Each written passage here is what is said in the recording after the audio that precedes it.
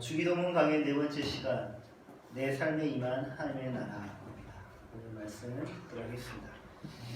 성경은 창세기로 시작해서 66번째 책인 요한계시록까지 성경 전체는 어느 한 나라에 대해서 소개를 하고 있습니다. 그 나라의 이름은 하나님 나라입니다. 하나님 나라. 하나님 나라는 성경 전체를 관통하고 있는 성경의 주제이기도 하죠. 만약에 어느 외국인이 여러분에게 당신이 사는 대한민국이 어떤 나라입니까? 라고 소개를 부탁한다면 여러분은 어떻게 소개할 것 같습니까? 어렵지 않게 대한민국의 역사, 또 대한민국의 지리, 경제, 또 문화, 많은 부분들을 그렇게 어렵지 않게 설명할 수 있을 것입니다. 무엇보다 대한민국에서 살고 있는 여러분들의 삶에 대해서는 어떤 외국인보다 더 쉽게 설명할 수 있겠죠. 꾸미지도 않고. 그렇다면 여러분에게 어느 누가 하나님 나라, 천국은 어떤 곳입니까? 라고 묻는다면 여러분은 대한민국을 소개하는 것처럼 술술술 소개할 수 있습니까? 하나님 나라는 어떤 나라입니까? 천국은 어떤 곳입니까? 라고 자주 묻습니다. 지난 며칠 전 스스로 기독교인이라 자칭을 하고 있는 한 친구가, 제가 보는 기독교인이 아닌데 스스로 기독교인이라고 말을 하고 있는 한 친구가 궁금한 것이 있다고 제게 묻기를, 걔는 죽어서 천국 갈 수 있냐? 라고 물어봤어요. 그래서 성경적인 답변을 제가 해주었더니 못 알아먹겠대요. 그래서 결론은 뭔데? 가는 거냐 못 가는 거냐 했더니 못 간다고 대답해줬습니다. 그리고 이런 말도 덧붙여줬죠. 걔는 천국도 못 가지만 지옥도 못 가. 왜 그렇습니까? 걔에게는 우리와 같은 하나님의 형상이 없기 때문이죠. 영혼이 없기 때문입니다. 우리는 주기도문을 통해서 하나님 나라가 임하시오며 줄곧 하나님께 이렇게 기도를 해왔고요. 설교를 통해서도 넘치도록 하나님의 나라에 대해서 소개를 또 들었습니다. 그러나 정작 많은 이들이 그 나라를 소개해보라 하면 소개를 하지 못하고, 또 대충 알고 있는 그것을 들어보면 제대로 알지도 이해하지 못하고 있다는 것을 알 수가 있습니다. 그렇다 보니 하나님 나라를 어떻게 이해를 하냐면 언어적으로 이해를 해요. 고린도전서 4장 20절에 하나님의 나라는 말에 있지 아니하고 오직 능력에 있음이라 하고 바울이 말을 했습니다. 고린도 교인들은요, 하나님의 나라를 언어적인 현상뿐이라고 생각을 했던 것 같아요. 본인들이 사는 로마 제국 하에 있는 모든 나라들, 자기들이 살고 있는 나라는 분명히 실제한다고 여겼습니다. 살고 있잖아요, 자기들이. 보이잖아요, 로마 제국이 어떤 나라인지.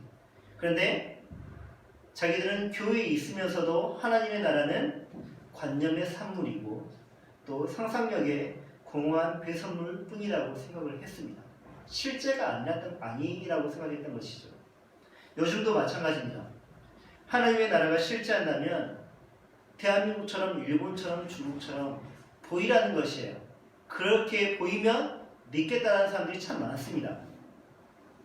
이에 바울은 말하기를 하나님의 나라는 말에 있지 않고 오직 무엇에 있다? 능력에 있다라고 말을 했죠. 이때 능력이라 함은 존재와 사태를 변경하고 소멸하고 뒤집는 힘, 완전히 바꿔버리는 그런 힘을 바로 능력이라고 말을 합니다. 현재 우리가 사는 하나님의 나라는 거짓된 세상에서 진실을 드러내죠. 그리고 미움이 가득한 세상에서 사랑을 행하고, 절망이 드리운 세상에 희망을 보이고, 어둠이 만연한 세상에 빛을 비추고, 불의가 넘치는 세상에 공의와 정의를 공급하는 나라가 바로 하나님의 나라입니다. 이처럼 하나님의 나라는 언어로만 존재하는 그런 실제하지 않는 그런 나라가 아니라 인격에 그리고 삶의 변혁을 가져오는 능력으로 증명되는 나라입니다. 무엇으로 증명된다고요? 능력으로. 그 나라를 우리는 소망하고 있고요. 또 하나님께 끊임없이 청원을 하고 있는 것이죠. 이렇게 나라의 임하시오. 끊임없이 우리는 이 나라를 청구하고 있는 것입니다. 청원이요. 사람들은 저마다 꿈꾸는 나라가 있습니다. 다 우리가 꿈꾸는 나라가 달라요. 우리가 어렸을 때 이런 나라를 한번 만들어 보자고 불렀던 노래가 있고요. 우리는 그것을 어느새 까마득하게 잊어버리고 그런 나라는 없어 라고 생각을 하는 것 같아요. 파란 나라를 보았니? 꿈과 사랑이 가득한 나라. 파란 나라를 보았니? 천사들이 사는 나라. 파란 나라를 보았니? 맑은 강물이 흐르는. 파란 나라를 보았니? 울타리가 없는 나라. 난 찌르찌르의 파랑새를 알아요. 난 안데산도 알아요. 저 무지개 넘어 파란 나라 있나요? 저 파란 하늘 끝에 거기 있나요? 동화 속에 있고 텔레비전에 있고 아빠의 꿈에 엄마의 눈 속에 언제나 있는 나라. 아무리 봐도 없고 아는 사람도 없어.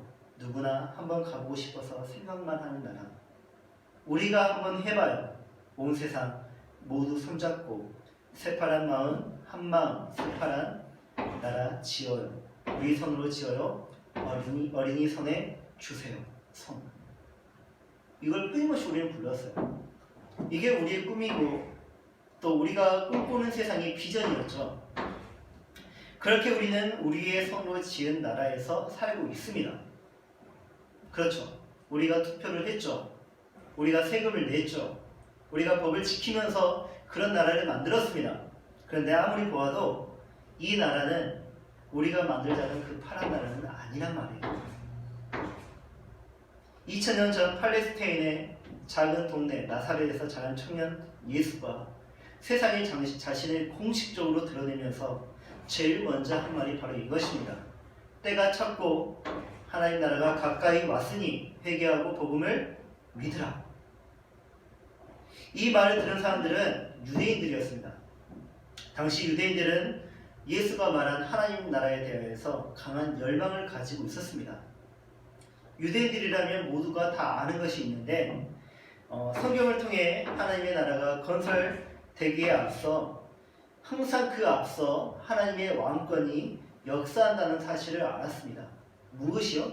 하나님의 왕권이 역사한 다음에 하나님의 나라가 건설된다는 것을, 왕이 있어야 나라가 건설이 된다는 것이죠. 하나님은 종살이를 하던 이스라엘을 애굽에서 건져내시면서 이스라엘이라는 민족을 그의 나라의 국민으로 삼아 주셨고 또 가나안 땅을 그 나라의 영토로 삼아 주셨습니다. 그렇게 탄생한 육적인 이스라엘을 통해서 하나님은 영적인 영원한 하나님 나라에 대한 그림자 또는 모델을 그들로 사용하셨죠. 하나님은 이스라엘에 끊임없이 왕을 보내주셨고 제사장을 보내주셨고 선지자를 보내주셨습니다. 왜 보내주셨냐면 그들을 통해서 하나님의 왕권을 행사하셨어요. 그러나 그들을 통해서 왕권을 행사하셨지만 그 왕들과 제사장들과 선지자들은 사람이란 말이에요.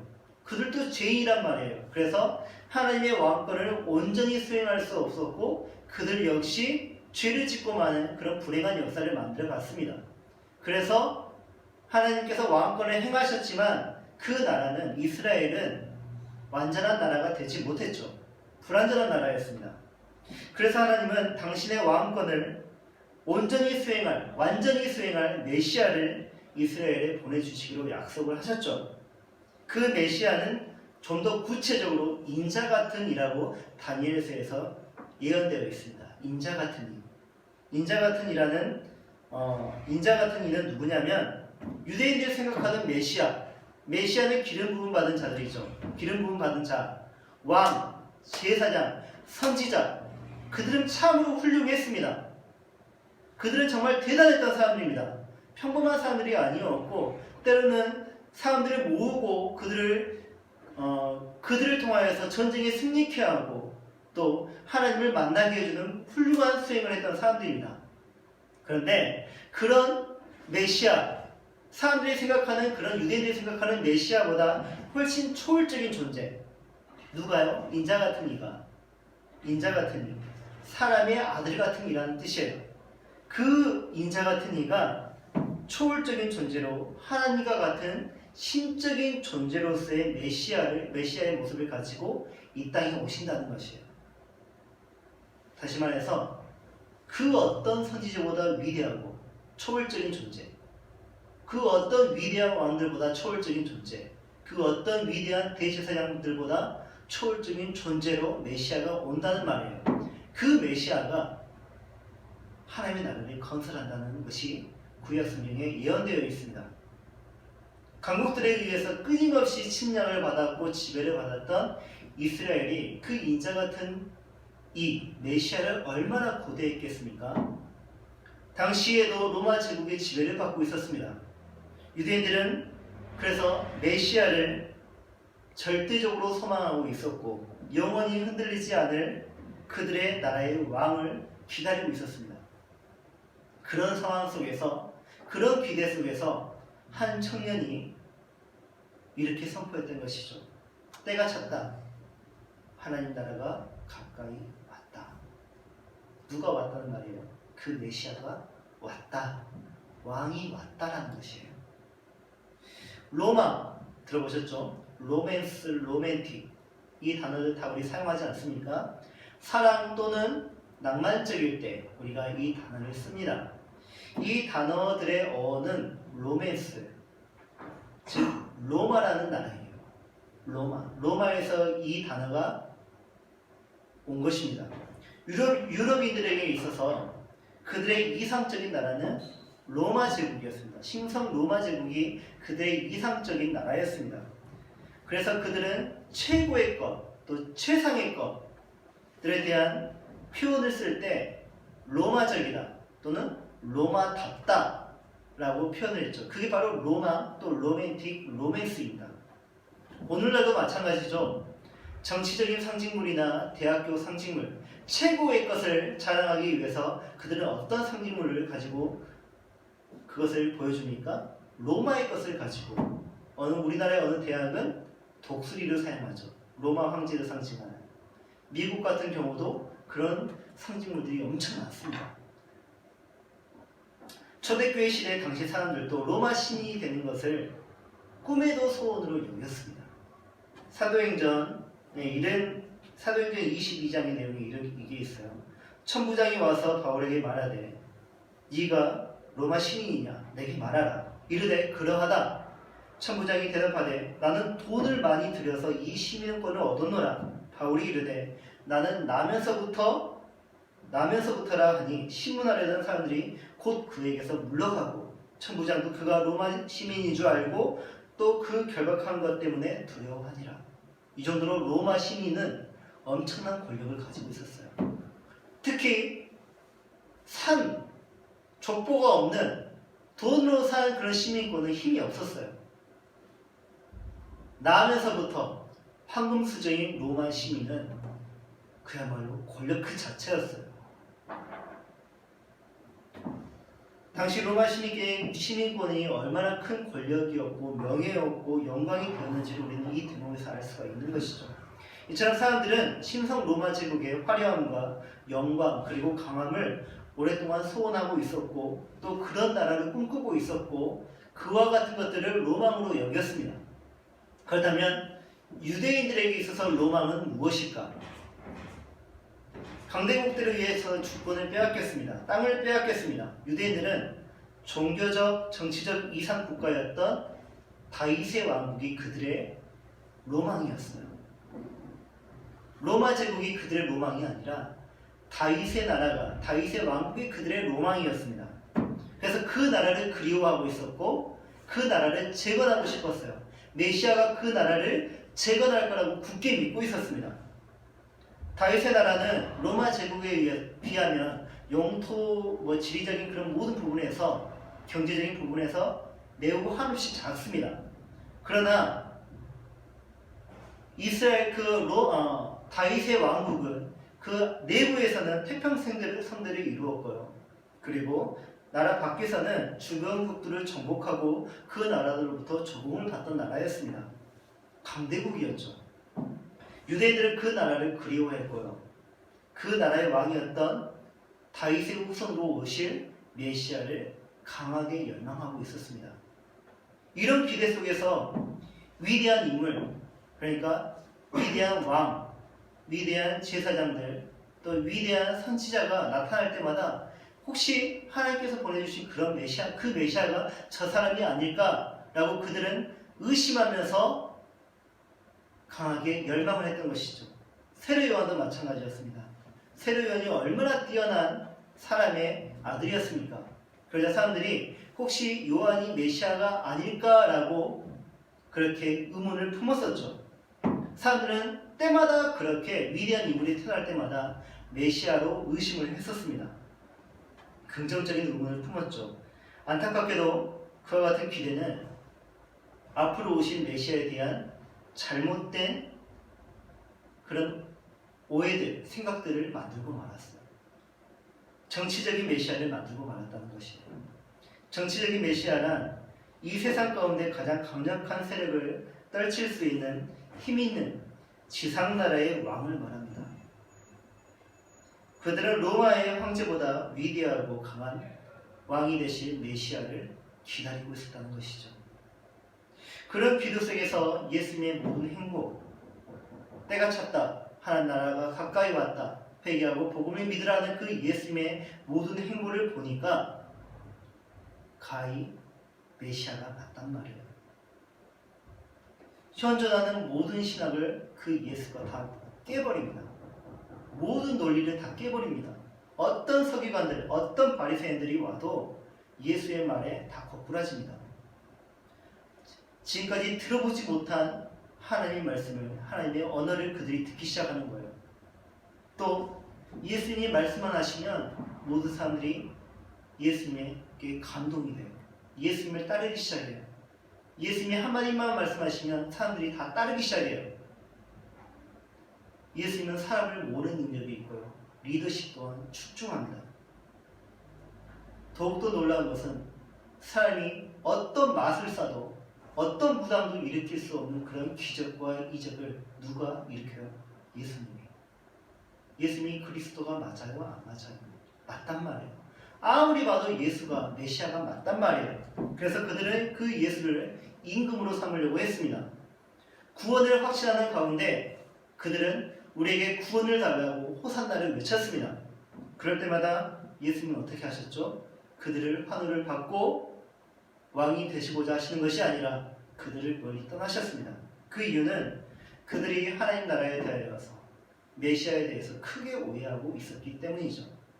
그렇다면 그들이 오해하고 있던 것이 무엇인지 우리가 알아보도록 하죠. 첫째, 사람들은 아까 제가 말했던 것처럼 하나님의 나라를 무엇으로 오해하고 있었다? 언어적으로 오해하고 있었다. 그로 인해서 고린도 교회 같은 경우는요, 논쟁과 변론이 끊임없이 발생했습니다. 서로 하나님의 나라에 대해서 이해가 다르다 보니까 주장이 엇갈리는 거죠. 설교자의 그 하나님의 말씀을 증거하는 설교자의 말을 듣고 그들이 순종하는 것이 아니라 그들이 변론을 하는 것이 아닌 것 같은데 라면서 여기서도 아닌 것 같은데 네 말이 아닌 것 같은데 끊임없이 논쟁이 일어나는 것입니다. 하나님 나라의 실제를 말과 논리로 증명하고 아름다운 지식의 체계를 세우며 세워지는 것이라고 생각하니까 논쟁과 변론이 끊이지 않는 것이에요. 앞서 다루었듯이 하나님의 나라는 실제합니다. 실제, 진짜로 존재하는 나라가 하나님 나라예요. 그 나라는 말에 있지 않고 능력에 있다고 했습니다. 하나님 나라는 보이는 나라가 아닙니다. 보이는 나라가 아니라는 말은 하나님의 나라가 이 세상에 존재하는 국가들처럼 제도가 있고 또는 공간적인 영토의 개념이 아니라는 말이에요. 세상에 존재하는 나라는 어디에 초점에 맞춰져 있습니까? 부에 초점에 맞춰져 있어요. 부를 가진 자는요,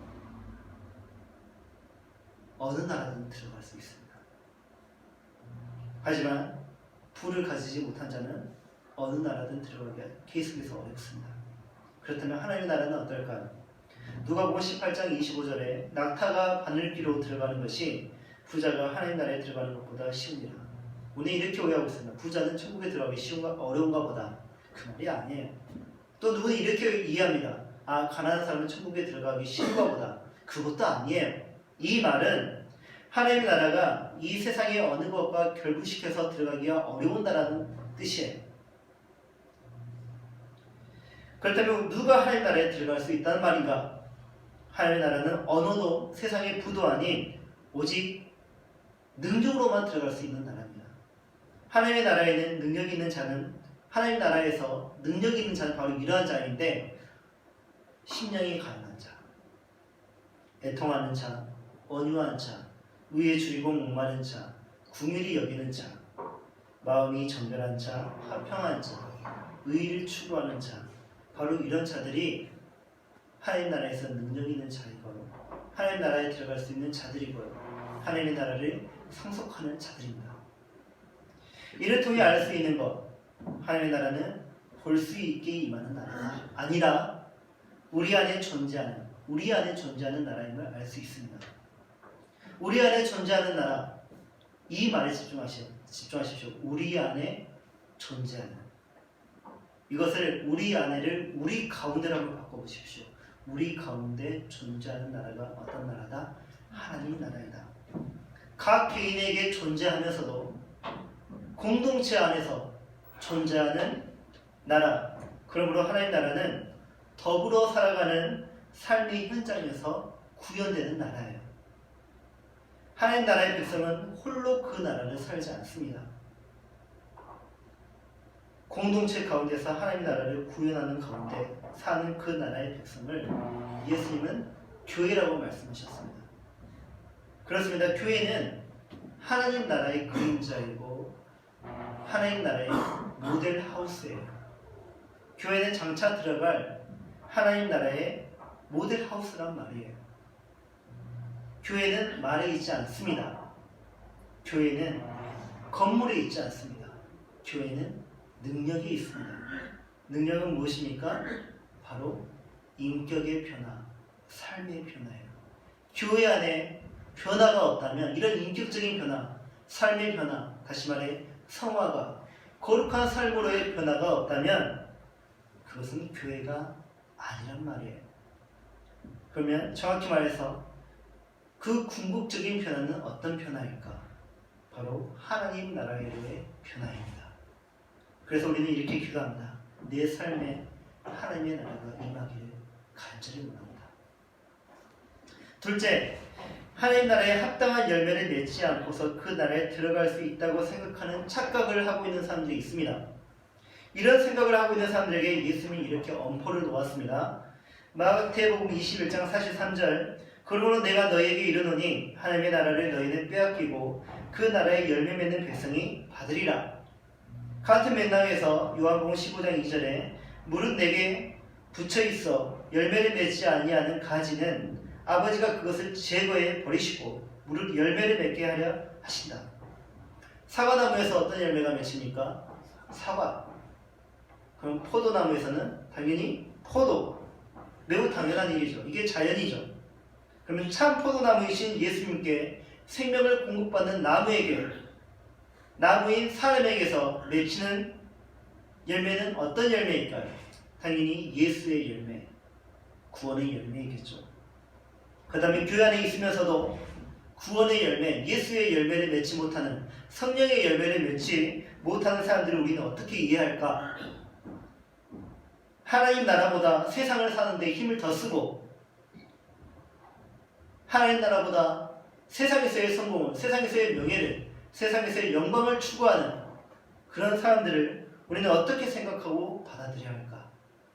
스스로 나쁜 열매를 맺고 있다는 사실을 뻔히 알면서도 스스로 좋은 나무라 생각하는 사람들, 소위 나는 하나님을 믿고 있으니 구원은 따놓은 당상이니 내가 어떻게 살아도 상관없어, 어차피 나는 구원을 받았으니까, 이렇게 나쁜 열매를 맺고 있으면서 좋은 나무라 착각하는 사람, 그것은 하나님의 이름을 능멸하는, 모욕하는 행위입니다. 하나님의 이름을 고롭게 여기지 못한 것과 같고 하나님은 제3계명을 통해서 그것은 죄 없다 하지 않을 것이라고 분명히 우리에게 말씀하셨습니다. 예수님이 공생애 동안 관심을 부으신 것이 있습니다. 예수님의 모든 관심사는 세상에 존재하는 수많은 국가 중 이스라엘에게 있지 않았습니다. 예수님의 관심사는 이스라엘이 아니에요. 예수님의 모든 관심은 오직 하나님 나라에 있었습니다. 그리고 그 나라를 건설하는 일에 온 힘을 쏟았단 말이에요. 그렇다면 하나님 나라의 일은 무엇일까? 하나님 나라의 일은 다시 말해 우리가 해야 할 교회의 일이란 무엇일까? 그것은 온 세상에 우리가 두루다니면서 모든 사람에게 복음을 증거하고 제자로 삼아 그들에게 세례를 베풀고 마땅히 해야 할 선행을 가르쳐 지키게 하는 것. 이게 바로 교회가 해야 할 일, 예수님이 먼저 하신 일이고 그의 제자인 우리가 해야 할 일, 그리고 교회가 해야 할 일입니다.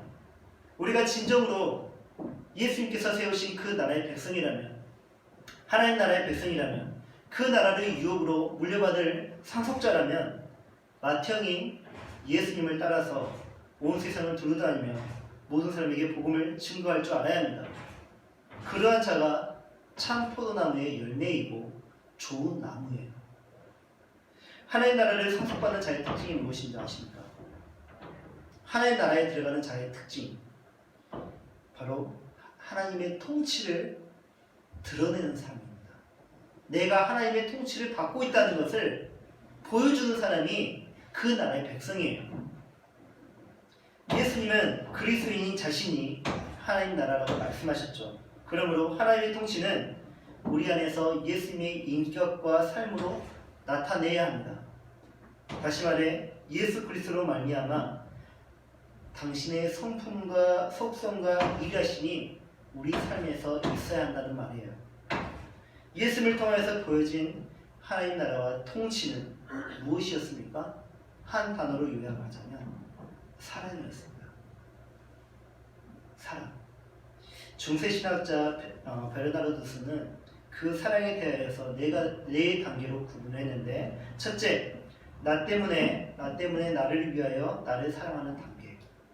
두 번째 단계는요, 나 때문에 나를 위하여 하나님을 사랑하는 단계.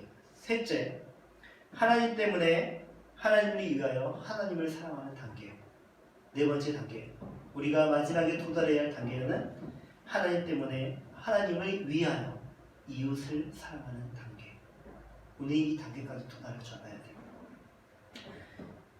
예수님은 하나님 때문에 하나님을 위하여 모든 이들을 사랑하셨죠. 그래서 생명을 그들을 위해서 내어 놓으셨고, 그것은 자신을 위해서가 아니라 우리를 향한 하나님의 사랑을 확증시키기 위해서 자신의 생명을 내어 놓으셨죠. 하나님의 나라가 임하게 해달라는 기도, 우리가 예수님의 형상을 우리 안에 온전히 이루어 하나님의 성품을 드러나는 사람이 되게 해달라고 하는 기도입니다. 이 기도를 말로만 드리고 하나님의 나라를 자신의 삶에서 완전히 거부하고 오직 세상에서의 성공만을 원하는 사람들은 어떻게 될까? 교회 안에 있지만 좋은 열매를 맺지 못하는 사람들은 어떻게 될까? 교회 안에 있지만 접붙임을 받지 못하고 그저 떨어진 가지로 마치 한 나무처럼 보이지만 실제로는 떨어져 있는 그런, 이미 낙엽처럼 떨어져 버린 그런 가지처럼 사는 그런 교인들은 어떻게 되는 것일까? 고린도전서 6장 9절에서 10절에 이르기를, 불의한 자가 하나님의 나라를 유업으로 받지 못할 줄을 알지 못하느냐? 미혹을 받지 말라. 음행하는 자나 우상 숭배하는 자나 간음하는 자나 탐색하는 자나 남색하는 자나 도적이나 탐욕을 부리는 자나 술 취하는 자나 모욕하는 자나 석유 빼앗는 자들은 하나님의 나라를 유업으로 받지 못하리라. 그런 불의한 자들은 하나님의 나라를 유업으로 받지 못한대요. 좀 더 쉽게 얘기하자면 그런 사람들은 하나님 나라에 들어갈 수 없습니다. 다시 말해 구원받지 못합니다. 갈라디아서 5장 19절에서 21절에 육체의 일은 분명하니 곧 음행과 더러운 것과 호색과 우상 숭배와 주술과 원수 맺는 것과 분쟁과 시기와 분냄과 당지는 것과 분열함과 이단과 투기와 술 취함과 방탕함과 또 그와 같은 것들이라. 전에 너희에게 경계한 것 같이 경계하노니 이런 일을 하는 자들은 하나님의 나라를 유업으로 받지 못할 것이요. 고린도 교회도 이러한 자들이 있었고요. 갈라디아 교회도 이런 교인들이 있었습니다. 그런 교회들은 어떻게 된다고요? 하나님 나라를 유업으로 받지 못한다고요. 그 두 교회뿐만이겠습니까? 예수양 교회 안에서도 이렇게 불의를 행하고 좋은 열매를 맺지 못하는 자는 하나님 나라를 유업받지 못할 것입니다. 지금 여러분으로서는 이 나라를 유업으로 받을 수 있다고 생각하십니까? 우리는 주기도문을 가지고 나라가 임하시오며라고 주야 장찬으로 기도를 했습니다. 그런데 왜 우리가 그와 같은 기도를 해야 하는지 알아야 되지 않겠습니까? 왜 우리가 나라가 임하시오며 이 기도를 왜 예수님이 가르쳐주신 그 이유를 알아야 되지 않겠습니까? 이유는 매우 간단해요. 우리는 자신의 능력으로 하나님의 나라를 임하게 할 능력이 없기 때문입니다. 예수양 교회 개척을 앞두고 제가 하나님 앞에서 약속한 것이 있습니다. 하나님, 제 사기를 털어서 교회를 세우는 그런 일은 결코 하지 않겠습니다 라고 약속했습니다. 그 약속을 하게 된 계기는 저의 연약함 때문이었습니다.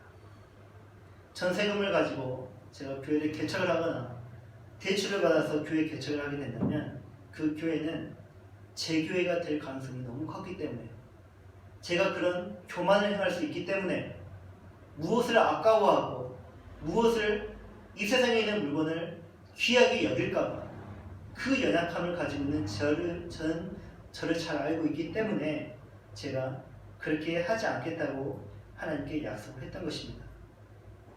예수양 교회는 주님의 것이니 오직 주님께서 세우십시오. 다만 저는 도구로만 청지기로서 제 자신을 내어드리겠습니다 라고 약속을 했습니다. 그 기도를 하나님께 드린 후 지금까지 이렇게 왔고요. 봉투 하나를 구매할 때에도 그렇게 초심을 지키면서 구매를 했습니다.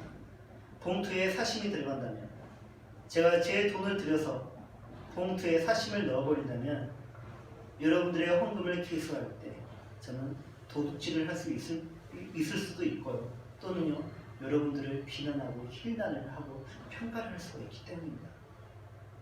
우리는 스스로 하나님의 나라를 임하게 할 능력이 없습니다. 오직 하나님 당신만이 하나님의 나라를 세울 수 있기에 우리는 다른 누구도 아니 오직 하나님께 이 기도를 드립니다.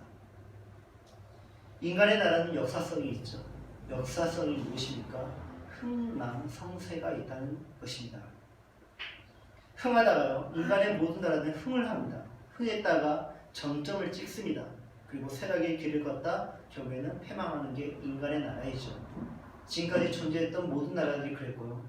이 대한민국 역시 언젠가는 그 길을 걸어갈 것입니다. 근데 그 나라는 누가 세웠습니까? 인간이 세웠단 말이에요. 그래서 인간의 나라예요. 근데 모든 인생에는 흥망성쇠가 또 있어요. 모든 인간은 흥할 때가 있고 그리고 전성기를 누리다가 쇠락의 길을 걷다가 결국에는 죽죠.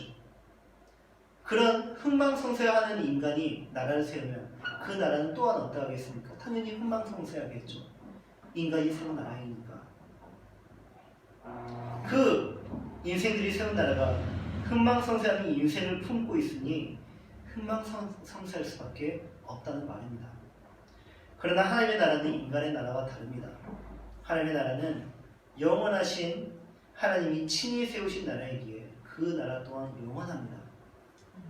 그 나라는 왕이 세운 나라가 아닙니다. 다시 말해 다윗이 세운 나라가 아니에요. 그 나라는 어떤 훌륭한 제사장이 세운 나라도 아닙니다. 다시 말해 어떤 훌륭한 목사가 세운 나라도 아니에요. 그 나라는 어떤 훌륭한 선지자가 세운 나라가 아니에요.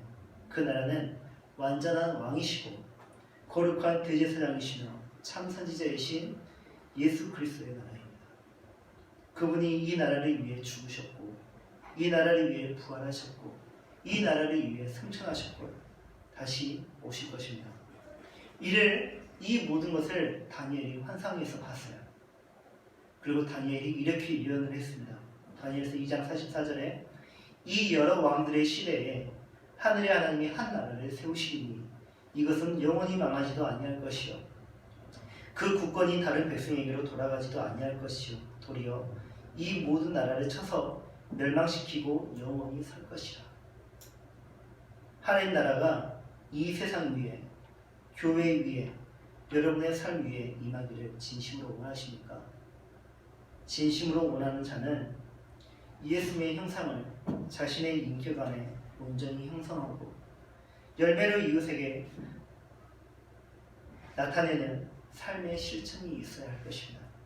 사랑, 우리가 해야 할 것은 바로 사랑입니다. 사랑이 없으면 여러분의 모든 신앙 행위는 울리는 꽹과리에 불과합니다. 꽹과리는 무엇입니까? 생물입니까? 사물이죠. 사물에서 나는 소리는 의미가 있습니까? 없습니까? 의미가 없죠.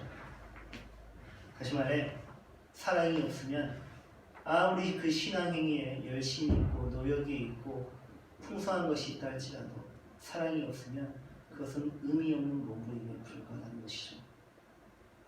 서로 사랑하시기 바랍니다. 사랑하는 자는 하나님 나라를 볼 것입니다. 오직 사랑하는 자만이 그 나라를 볼 수 있으니 여러분 모든 이들을 예수님처럼 사랑하시고 하나님을 위하여서 하나님 나라를 위하여서 이웃들을 사랑하는 여러분이 되시길 바랍니다.